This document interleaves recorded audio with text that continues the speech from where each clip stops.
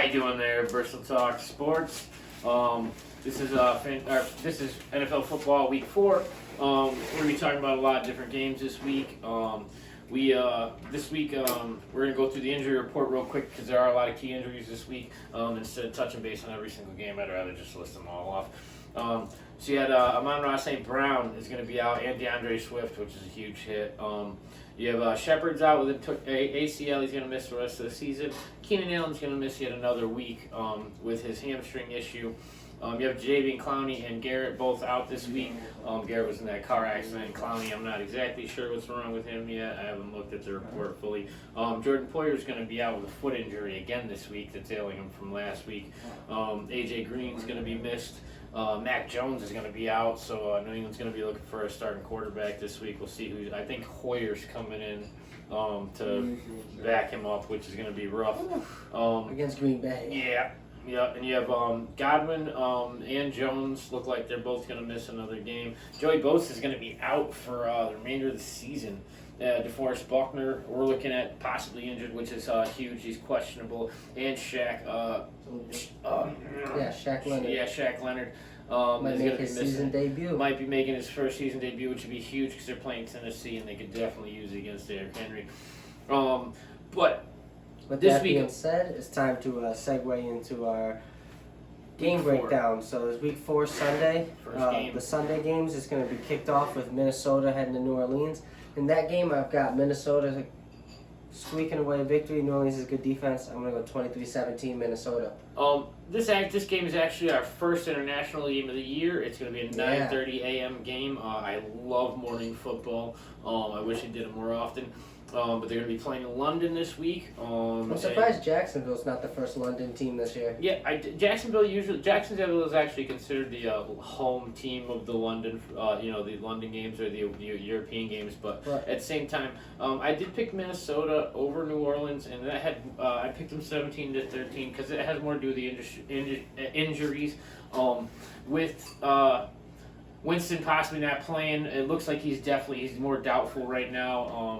Doubtful to out. They got the Red Rocket playing if he doesn't go. You do. You have Andy Dalton coming in, but you also have injuries to Michael Thomas. You are going to have Jarvis playing injured and Chris Olave playing. The Saints are screwed if Andy Dalton that quarterback. And you also have Alvin Kamara, who's questionable for the game as well. So there's a lot of injuries in New Orleans going on. I think he might be able to put up a little bit of points, but I think Minnesota's more talented and less injured.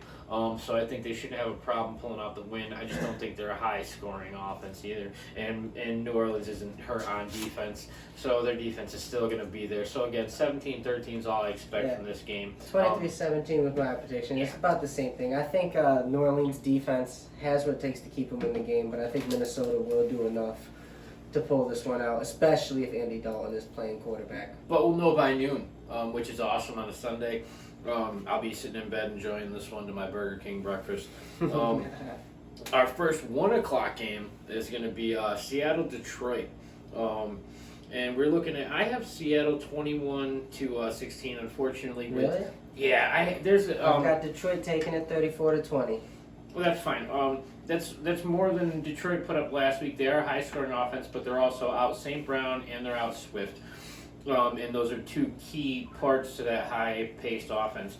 I don't think they have the keys to replace them. And Seattle's not an injured team right now. They're coming out still healthy. They're still the core they started with. You have Penny, you have Metcalf, Lockett, and Gino looks okay. He's getting comfortable in that offense. So I think Seattle, this is one, even though, they gave Atlanta a bit of a fight last week, but I think Seattle should be able to beat Detroit in the injured state that Detroit's in right now. I picked Detroit 34-20 though because I think Seattle, although they came out week 1, had a real emotional game. I think everybody was playing hard because it was against Russell Wilson, and they pulled that game out. I don't think that Seattle has a great roster right now. I don't think they have what it takes to win week in, week out. And I think Detroit, their offense is fantastic this year. I know they have some people injured, but I think Dan Campbell's got those guys playing, and I think they're going to be able to put up points. So I have Detroit 34-20 over Seattle. We'll just have to see how that one plays out, I guess. But again, I just think the injuries are going to be too much for Detroit to overcome. Our next game on the slate is going to be the New York Jets versus the Pittsburgh Steelers. I picked Pittsburgh 17-10. I got the Jets taking a victory 24-13. Now, this is supposed to be the first game that Zach Wilson plays, so this is his season premiere. And if Garrett Wilson is playing this week, which I'm pretty sure he is, but he suffered an injury last week. Listed on the injury report. And I think he'll be back in there this week. Garrett Wilson's a stud of a receiver. They took him in the first round. He's worth his money. I've brought him up every week, and I still think Sauce Gardner's a huge part, and Pittsburgh's offense hasn't looked good to start. So even though this is a game of two teams that don't look really that pretty this year, but I think the Jets have enough to take a 24-13 win. No, again, I think you're Zach Wilson definitely right. This is his first week. I think part of that's going to show he is a young player, and young players have to get acclimated to playing the game at game speed. I don't think he's going to be able to come out and he's going to be able to produce very well week one or his first week with the offense. I think you're going to see a decline in the quarterback position for at least a week or two versus what Joe Flacco was doing with the offense. In Pittsburgh, Sauce is going to guard somebody, but you have a lot of weapons in Pittsburgh. The receivers are good. You have Claypool, and you have this clown on the other side. What's his face?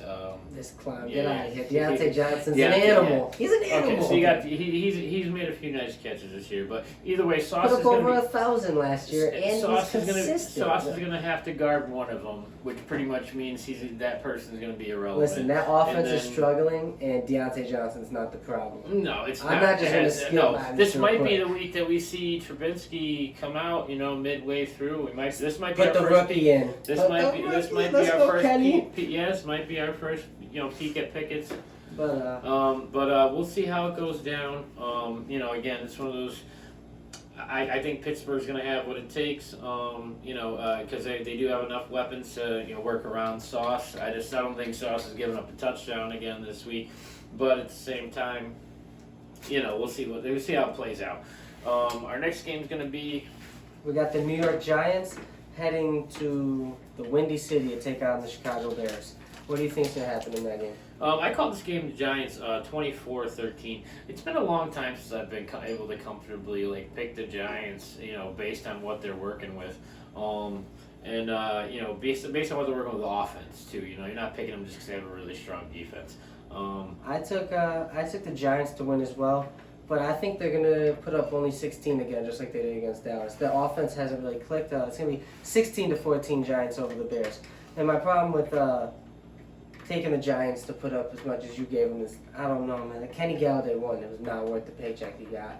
And he needs to show us something at least, because he has not performed so far in New York like they thought he would. Shepard went down for the year. Well, this is going to be I don't know if really, the second-year player Kadarius Toney will be playing this week. No, I think this He's is questionable. going to be Galladay's week to prove that he's worth the paycheck. I think he's actually doubtful for Kadarius Toney.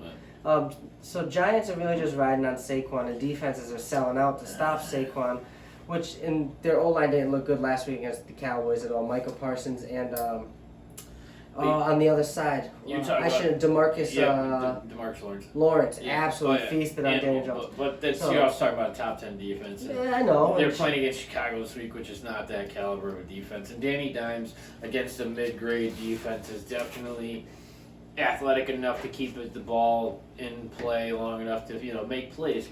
And Saquon is back, and he's back healthy. This is week 4, and he's still in the game, and he's a guy that's looking like he can help carry the load for that team.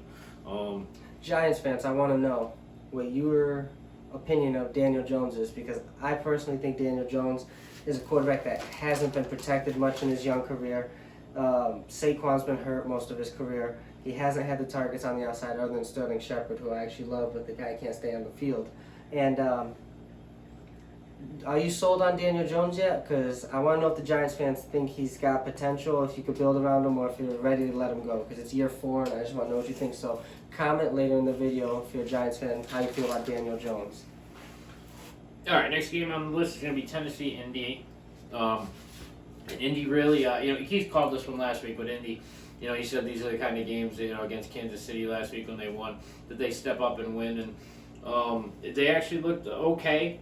They didn't look great, but they were able to, come down and win at the end. And they showed you a little, there might be still, a little bit of what you thought was there at the beginning of the season might be coming around. But the problem is Tennessee is too. Derrick Henry had a really good week last week. And if they can keep moving the ball, I think Tennessee's problem is they just don't have the receivers to keep up. I picked Indy Maybe 20. They shouldn't have got rid of this dude. I AJ picked Brown. Indy 27-24. I think these guys they're both scoring offenses that have a chance. There's enough people healthy on both sides of the ball where I think, but I do think I'm going to give Indy the nod here on this one. I went with Indy as well. I'll probably go with them. It's not regularly going to be a surprise. Yeah. I'll probably go with them more than I should, but I took Indy 31-28. These offenses, I've watched them play each other before, and they've since Tannehill's been in Tennessee, they don't typically become low-scoring games. Derrick Henry and Jonathan Taylor really need to have a big game here, both of them. Top 2 running backs in football going up against each other, man. It's going to be a great running game, hopefully. Matt Ryan keeps feeding Michael Pittman, which I think is huge for the Colts offense. When in the first half against Kansas City, we didn't really move the Colts didn't move the ball except for a muffed punt, which was scored for a touchdown. And then second half, the ball seemed to be moving down the field quite a bit better. Michael Pittman had about 8-9 targets in the second half, so that was huge for the offense.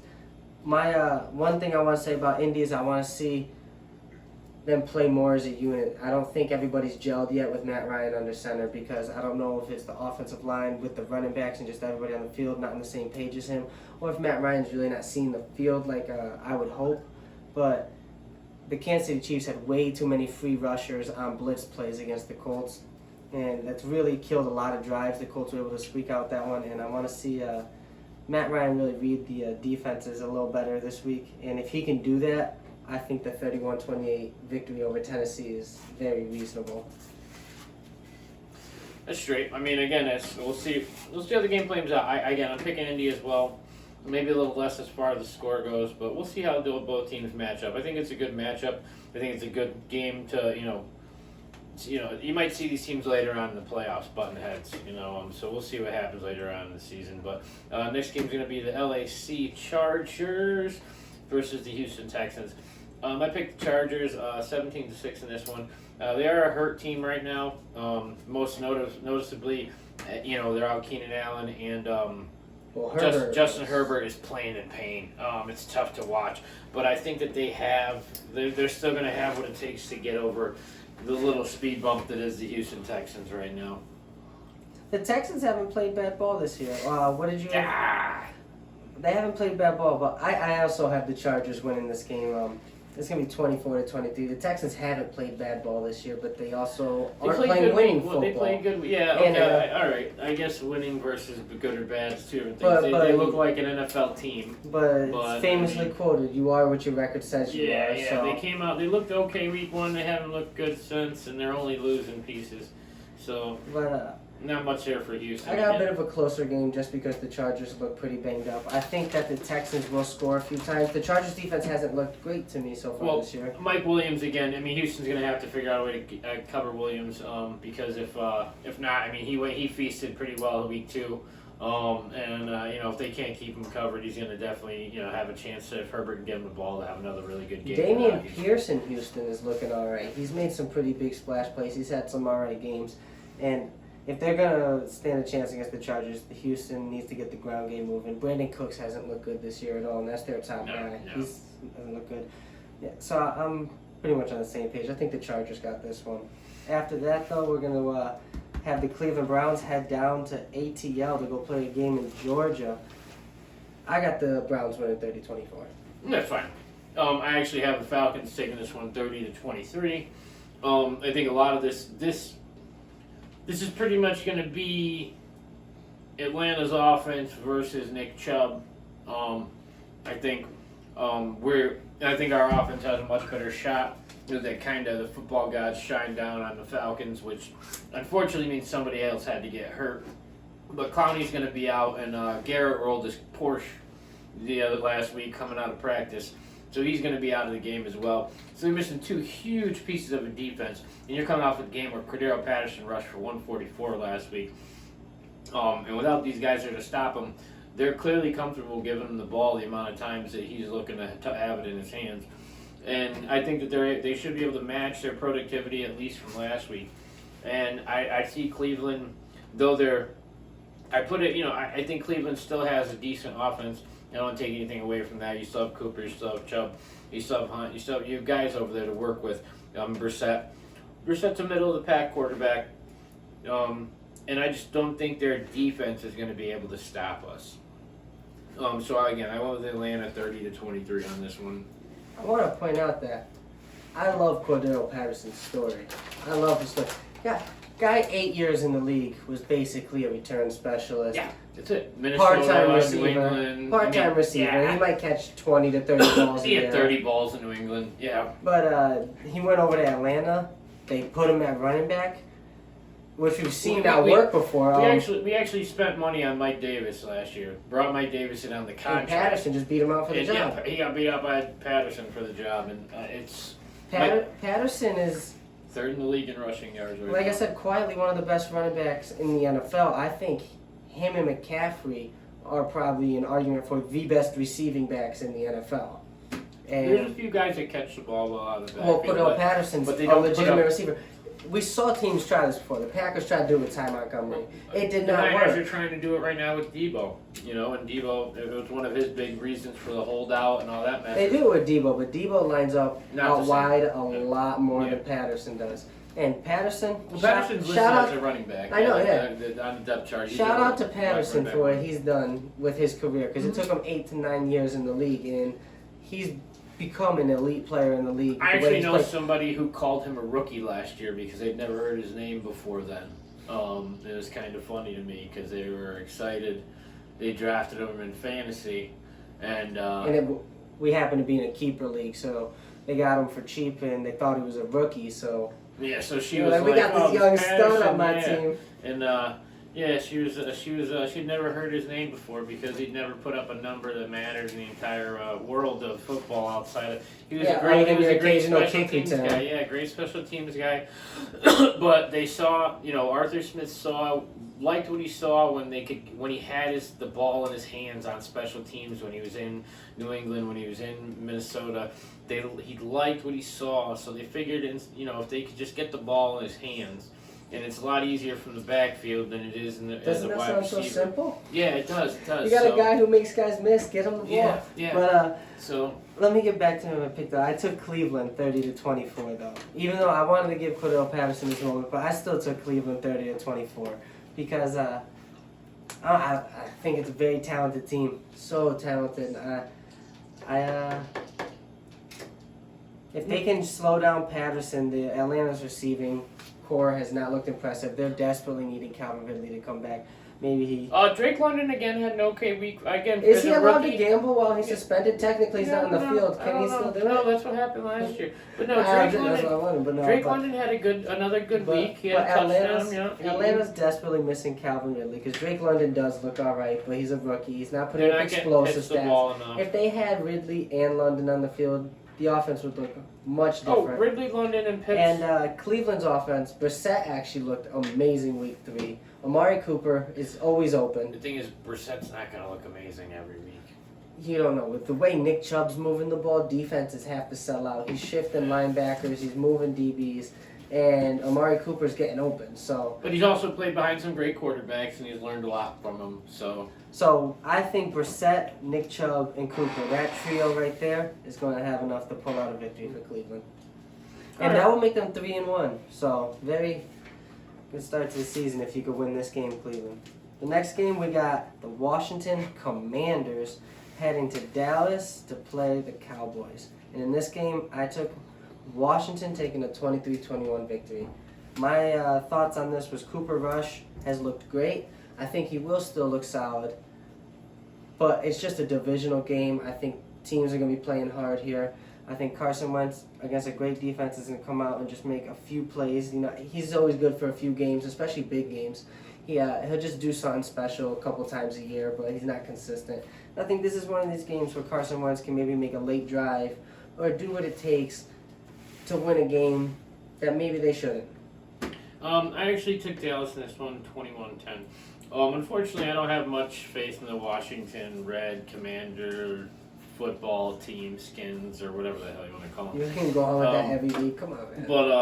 But the Dallas Cowboys, They do look they look good. They look well. Cooper Rush looks okay. He looks able to helm the team. CeeDee Lamb had a good week. Micah Parsons is just about the best defensive player I've seen in a long time. Dallas got top. I think Mika Fitzpatrick's pretty disgusting too. And TJ Watt's really good too, but I don't know. Micah Parsons he's the future of the NFL. There's a few other guys that are in there, but Parsons is the future if he can stay healthy. I don't know, but again, Dallas, great defense, amazing defense. I don't think even if it wasn't Carson Wentz over there, I don't think that even if they had an upgraded quarterback, they would have what they needed to do much damage to this Dallas team.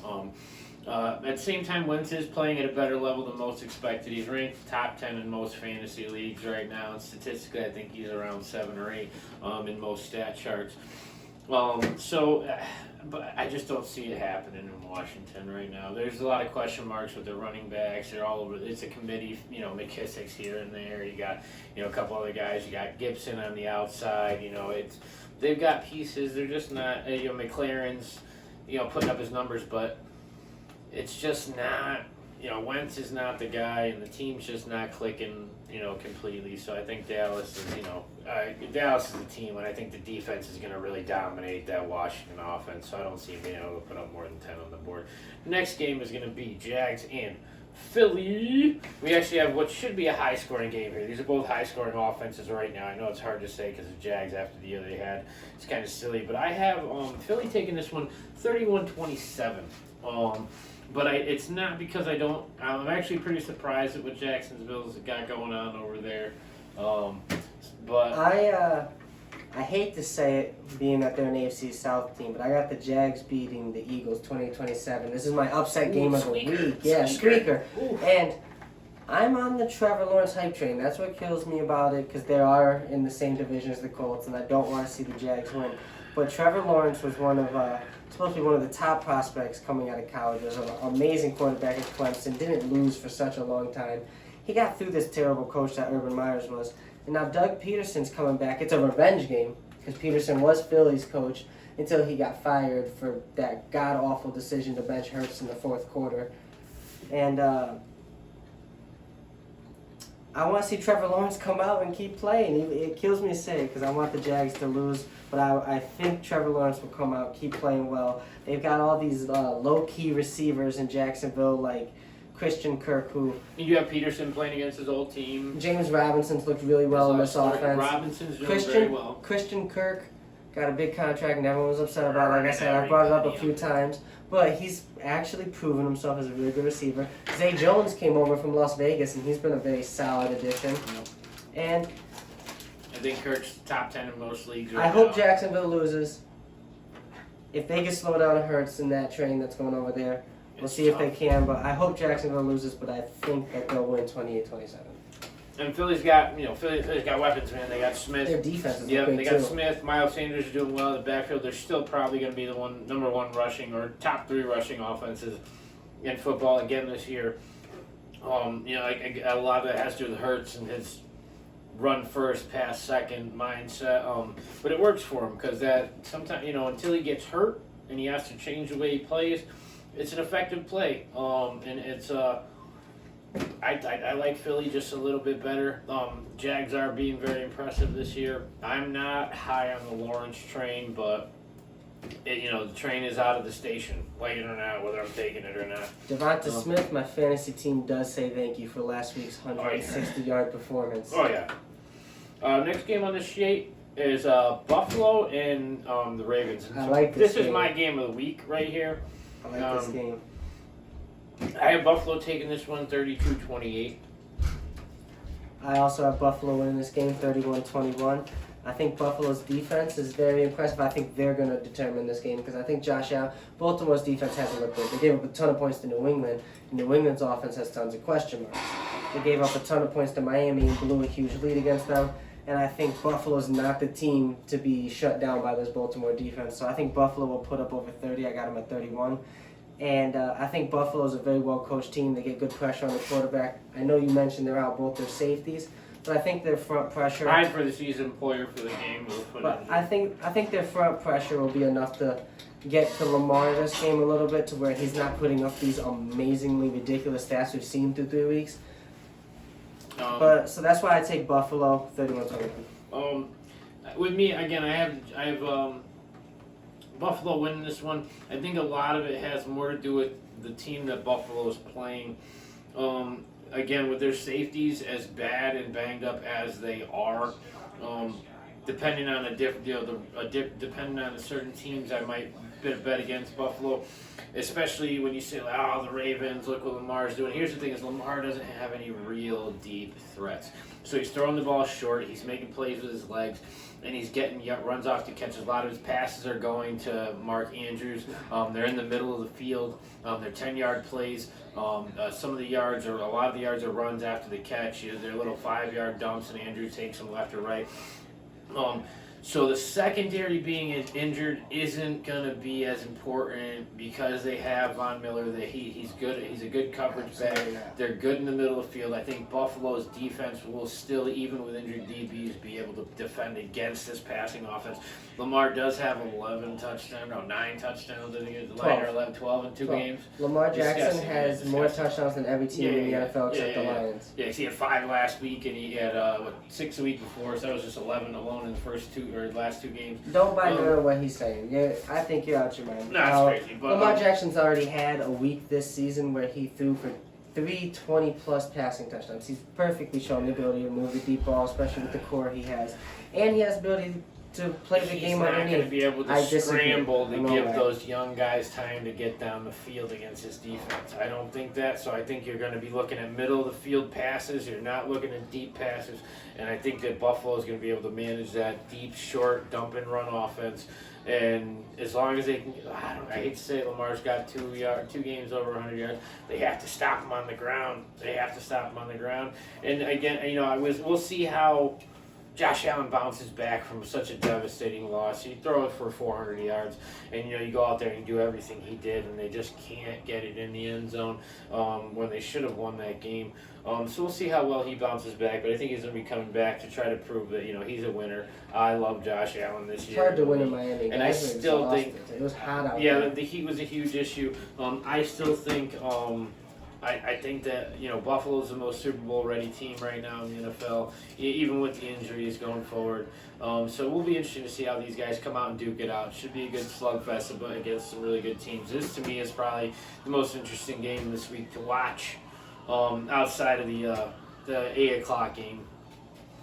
Next game on the stat list is going to be Arizona Carolina. Yeah, we got Arizona heading out to Carolina, and I got Arizona winning this game 27-24. And I think this is a really important game for Arizona because, their whole season to me depends on how well they can do without Hopkins. Because I think that Arizona is going to hit the ground running as soon as Hopkins comes back. I think it's going to be a big difference to their entire offensive scheme. So this is a big game for Arizona to pick up. They have Budda Baker and they have some good linebackers over there. So I think they'll be able to hold Christian McCaffrey. And Baker hasn't really impressed me with his connection with the receivers on the outside. So if Arizona and Kyler can make enough plays to score enough points, I think they'll be able to put up enough with 27-24 win. It's going to be huge for the record, huge for the team morale, and they need to stay afloat until they get Hopkins. So I took Carolina. I took Carolina 20-16. Carolina came out. They looked okay last week. Arizona still looks like they're consistently struggling on offense. They look like a boxer who's clearly outmatched, but throwing haymakers every fucking 2 seconds, hoping that one of them lands, because at any point in time, one of those haymakers could knock the guy out completely. Arizona looks like a very bad offense whose entire game winning premise right now revolves around trying those huge plays. Yeah, they're trying to make giant plays every play, and every play is not a big play. They're not good down the field. They're not getting Ertz the ball in the short game. You did have a good game from Greg Dortch last week. You did have a great game by Hollywood Brown, but they couldn't get in the end zone. They were every drive looks like they're just like they're swinging for the fences every single play, trying to get that one big huge play, and it's just not. I think It you doesn't look good. underestimate how much of their offense is built around Hopkins.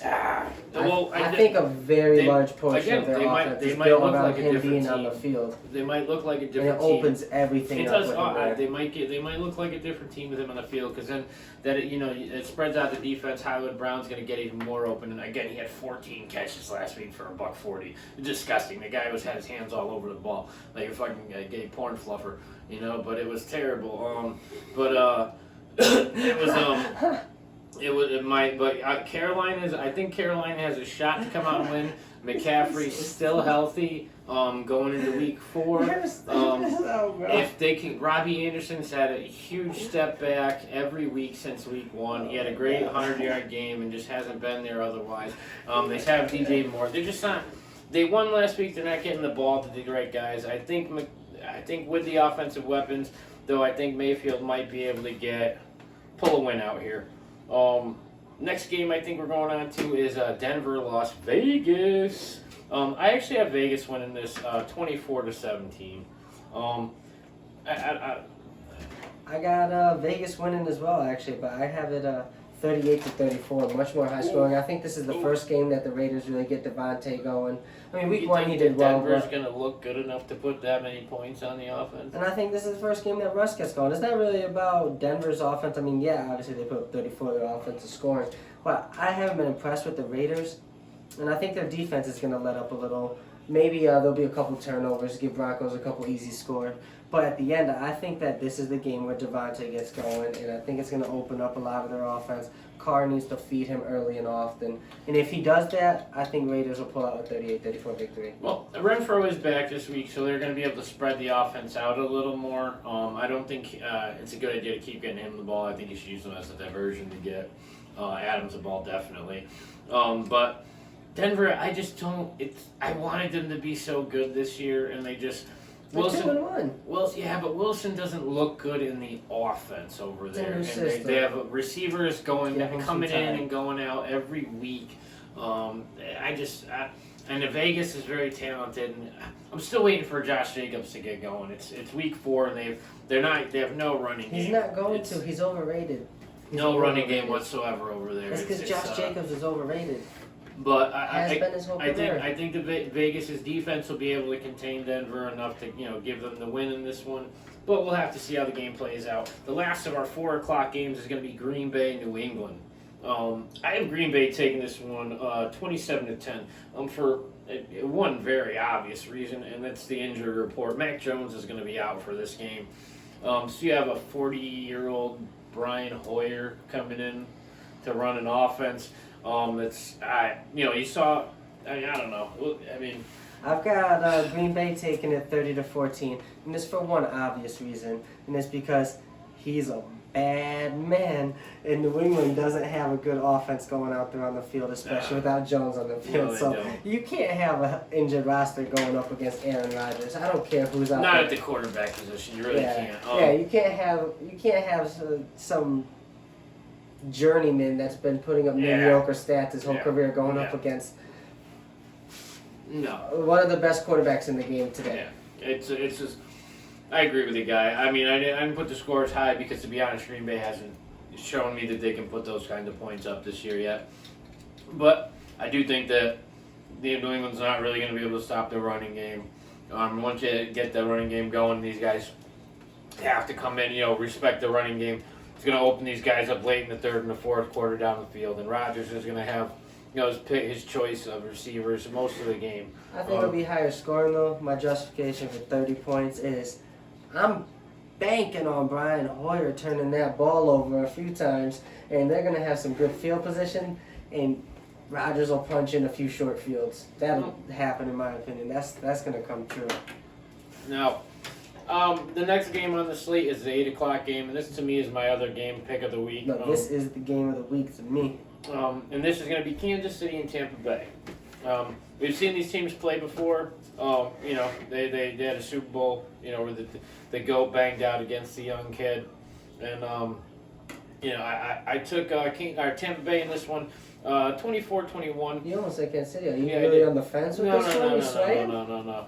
It's but I took Tampa Bay in this one, 24-21, and a lot of it has to do with you have Brady coming off a very angry game where he had no receivers. He still almost pulled out a win. He dipped into his bag of magic and he missed by about this much. He was off by about an ounce of magic dust. But Chris Evans is back this week. Godwin and Jones are listed on the injury I report as understand Chris questionable, Evans.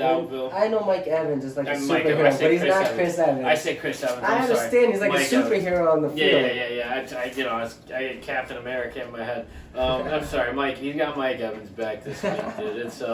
It's getting late, my bad. But You either call way, Mike Evans the captain? hey, I mean, if he continues to play the way he is, he'll be a guy who's talked about like that anyway. He might But- need a shield.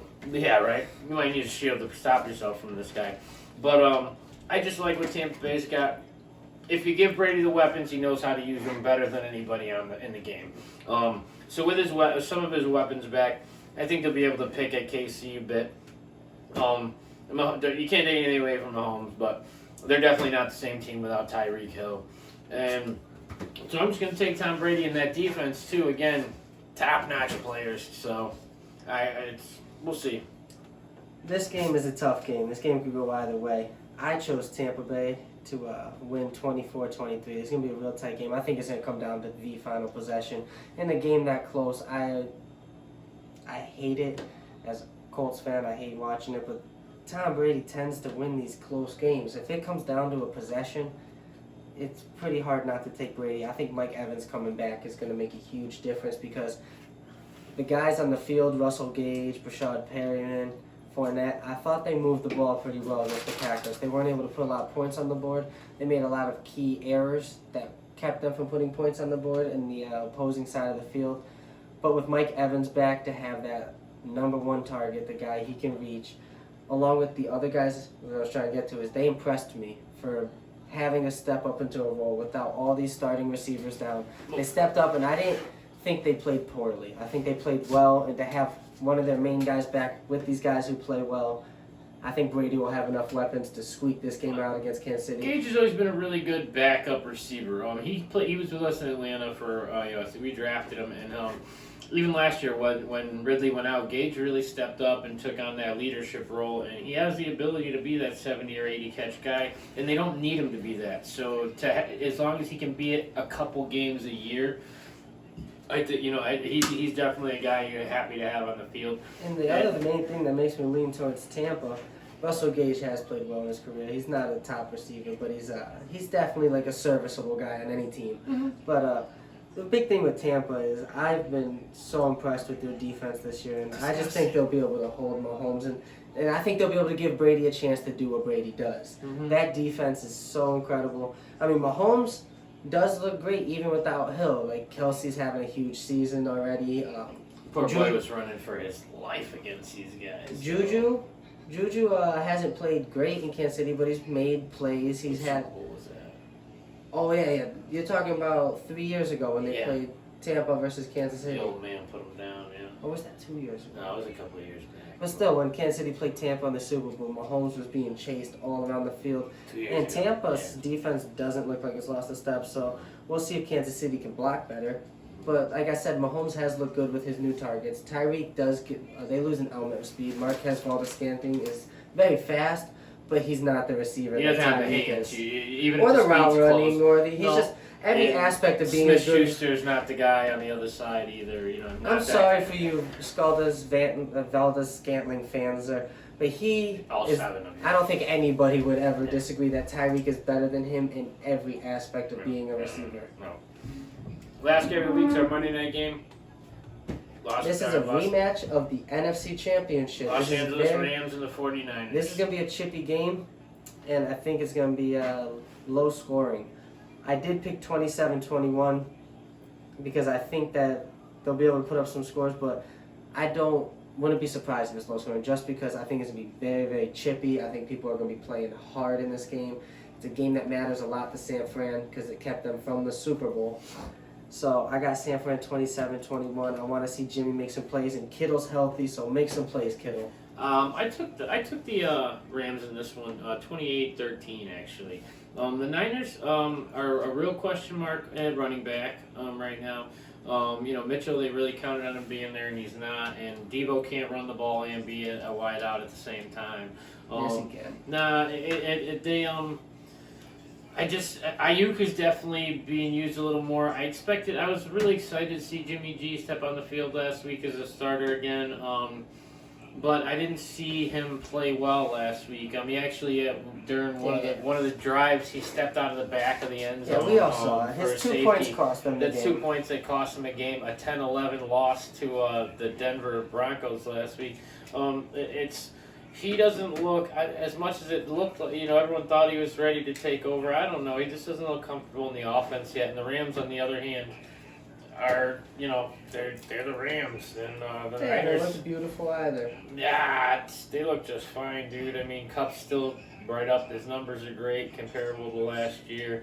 The rest of their offense is what it is. I mean, Matt Stafford's still going to throw for 4,000. They're still going to have their, they're going to be okay. Their defense is. They lost Von Miller, but they got Wagner, and it's almost, I don't want to say they're a perfect trade, but it doesn't seem like they've lost anything in that, with that exchange. And with Aaron Donald down at the line, it's hard. This defense is going to be all over these guys. So I think the defense is not going to, the Niners they haven't done well against mediocre defenses this year. I don't think they're going to do well against the top 3 defense in football this year. So, again, I'm looking forward to seeing Jimmy G unfortunately lose to the Rams. Hopefully my picks I do better this week than I did last week because I didn't have a good pick week last week. Yeah, what was your record last week? I only had 5 last week. 5-11? Yeah, it was a rough week last week. I was just paying my crystal ball, had a crack in it or something. But I actually went 11-6 last week. Yeah. And nope, 11-5. But no, I had 6 losses. Then you went 10.